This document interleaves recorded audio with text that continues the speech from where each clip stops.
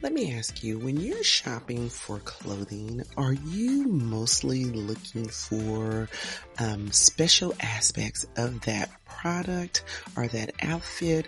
I mean, is it the color? Is it the fit? Is it the style?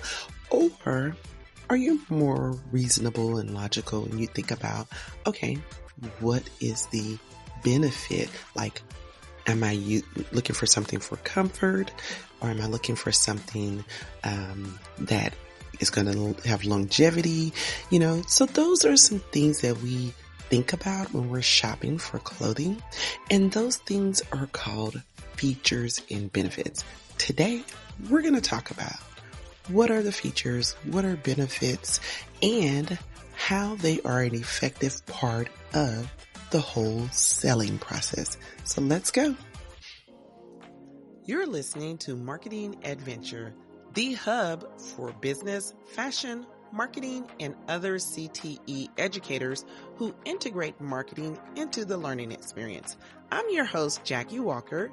Each week, I'll cover marketing education concepts, strategies, tips, trends, frameworks, and other information to equip you to connect your classroom to digital natives while cultivating an engaged learning environment. So come on into the room where your favorite beverage, snacks, and even your cell phone are all welcome. So we are continuing our discussion on the 8 steps of selling. And remember that selling is one of the elements of the promotional mix, personal selling. So as we continue this conversation, we have talked about engaging the customer, buying motives, and customer types. Now we're discussing features and benefits today. So first of all, let us first define what a feature and a benefit is. So showcasing features and benefits is the third step of the selling process, and it is what we get into once we know what the customer's needs and wants are. So you say, what is a feature? Well, a feature is the physical attribute of a product or the intangible attributes of a service.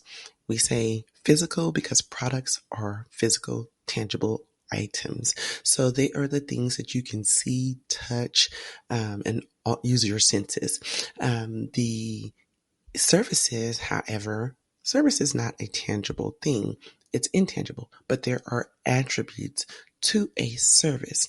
So it is the physical or intangible attributes of a product or service. Now, the benefits are the things that are derived from the item that are good or advantageous to the customer. So the customer receives some type of benefit from that particular item. So we're going to go a little bit deeper into the features and the benefits. Now, once a salesperson knows the features and the benefits that the customer desires, they'll be able to translate those features of a product or service into benefits. Now, some interesting things to note here is that customers are more likely to buy benefits than they are to buy features. And, we all want something from the things that we have. So we're likely to be more attracted to how that item or product or service can benefit us more so than we're interested in all the bells and whistles about the product or the service. Now, also, benefits change from customer to customer, even for the same features of a particular product or service. And another thing to note is that sales personnel, they just need to observe and listen and question to determine what the benefits are that a customer is looking for. And a final thing to note is that customers may desire different features and benefits at various times, even for the same product. So that same product can serve a different benefit at a different time, and at a different time, that customer may be attracted to other features about that product at a different time and place. All right, so there's just some things to be noted about features and benefits. Now we're going to get into talking about translating those features into benefits. To give some examples of features and how they are translated into benefits, I'm just going to tell you about three different things from, they're not all fashion related, but just to give you an idea of a feature and a benefit of an item. So let's talk about a jacket lining. Now, most jackets do come with a lining, especially if you're trying to use it for warmth. But the feature of a lined jacket is the lining itself. And the benefit of that lining is the added warmth that that layer of lining gives to the product. So the feature is the lining and the benefit is more warmth. Another example is car insurance. So the feature of car insurance is the rewards for a safe driver. And so that's a feature that some insurance policies come with. Now, the benefit of being a safe driver or having that reward is a discount. How many of us have insurance that rewards us for safe driving? Me, I do, and I love that benefit. Now, the last example I'm going to use is a bicycle, and specifically the bicycle tire. Now, the feature is the tread on the bicycle tire. And the benefit is the type of tread that is used for off-road rides. So if you know anything about bicycles, you know you have different tires and different treads for the surface that you're going to be traveling on. So the feature would be the tread of the tire, and then the benefit would be its usage off road for a off road bicycle. So there you go. You have three different examples of features and benefits. Now, some things to keep in mind as you look at translating features into benefits is to actively involve the customer in the whole presentation of the product or service, and show two or three items at one time so that you can help them see differences or similarities, and just to be able to engage them and show them some different aspects of things so they can visualize it. And then another thing is to start with a medium priced item. You want to go middle of the road because it gives you an opportunity to, see where the customer's mind is. And if you need to maybe go lower with a lower price item, or maybe if there's room to move up to a higher price point. It's very difficult to go from a price point and then move them up to a higher price point. So it's always good to go in the middle of the road so you can just get a feel for how the customer is thinking or what their desires are.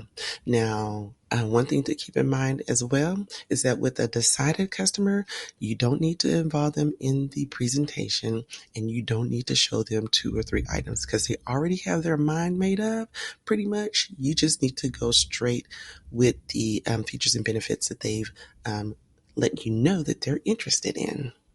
Now, don't be alarmed if you hear some roaring thunderstorms or rain, because it's a bit rainy this morning here in North Texas.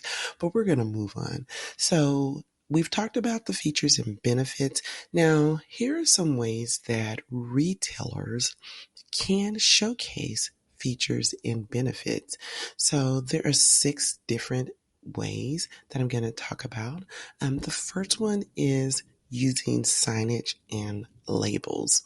Now, this is one of the simplest ways to showcase features and benefits because you're giving signage that's informational and labels that's informational that actually communicate what features or benefits the item may have. For example, there may be a sign that shows that the product is eco-friendly, that is durable, or that is innovative.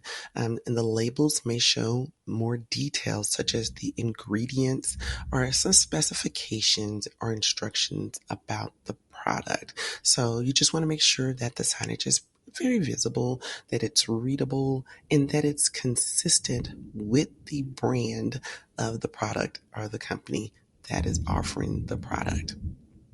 So the second way that a retailer can showcase, hear that thunder? Another way that a retailer can showcase benefits and features is to create displays and stories about the products. So in doing this, you're creating an attractive and engaging display that actually conveys a story or a concept or a theme or an idea. You can use this to demonstrate how the product works, how it can be used, or how they can enhance someone's lifestyle. An example of this display would be to show your product in action or a video or a live demo. I've seen live demos in window displays of a store. I think it was like a candy store, like a chocolate store, and they had a chef demonstrating making various items from the chocolate. I've seen displays like at sporting goods stores where they have the mannequins that are in a running action. I've seen video in the window displays that are demonstrating the items or showing the products being used in a certain environment. So those are all ways to create displays and tell a story about the product or service. A third way for a retailer to showcase features and benefits is to offer samples and trials.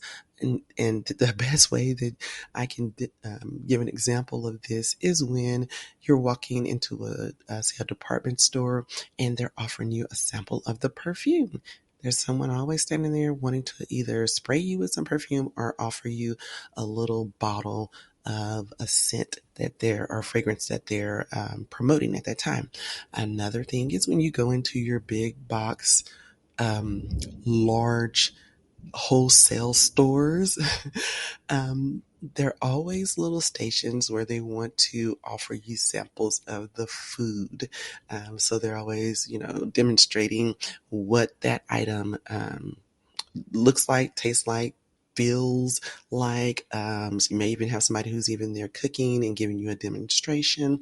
But these are all samples and trials so that you, the consumer, can, number one, build up trust for the product and also get to taste, feel, use the product so you can get an idea. And it's a great selling point to get you involved in the sale of that product. All right, now the fourth way to showcase features and benefits is through a trained staff, of course. That is like very big. When a person walks into your store, your staff needs to understand the features and benefits of the products that are offered in the store. They need to be able to answer questions. They need to be able to give objections. They need to be able to provide personalized recommendations. So training is very high on the totem pole of what needs to be done to showcase features and benefits. Now, getting into the fifth way to showcase features and benefits is to collect feedback and reviews. You'd be like, huh? Collect feedback and reviews? How is that showcasing features and benefits? Well, when you collect feedback and reviews from your existing customer base, you can use that feedback and reviews as stickers and posters and examples in the store where you're showcasing to your potential customers what your customer base is saying about that product or service. This helps to build trust, credibility, and even it gives social proof for your products. So collect that feedback from your existing customer base through surveys, through ratings, or even comments like on your social media platforms.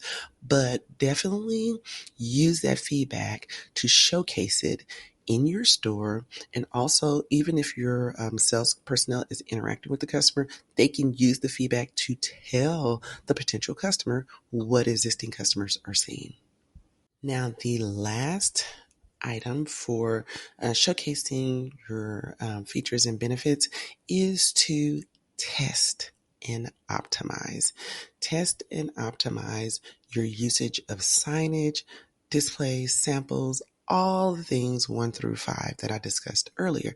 You're going to test it, you're going to optimize it and make it better.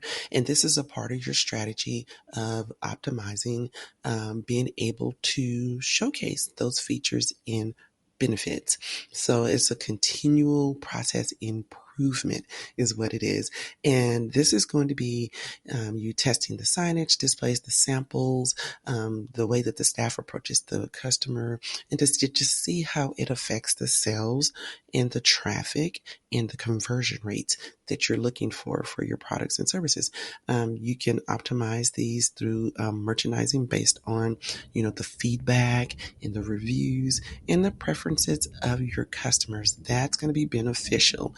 You don't want to just stick to, oh, this is what we think is going to work. You try it out and you keep improving. And this will help you optimize your selling process. Now, as we wrap up here, we've talked about features and benefits and how we showcase those features and benefits and providing a solution in the translating of the features into benefits. And then I gave you 6 different ways to a retailer can optimize showcasing features and benefits. Now that we know about features and benefits, we're going to move on into step 4, which is providing a solution. That will come next week, and we will cover overcoming objections. Because when you show somebody a product or service, you're going to receive some type of objection in some shape, form, or fashion. So we're going to talk about what those objections are and how to overcome them. I did thank you for joining me here at Marketing Adventure with Jackie, and I hope you have a wonderfully blessed day. Thanks for listening to Marketing Adventure. Remember to subscribe, rate, review, and share this episode with someone you think would benefit from the information shared here today. If you have any questions or want to connect with me, find me on Instagram at Marketing Adventure. All links and resources discussed in this episode can be found in the show notes at marketingadventure.com.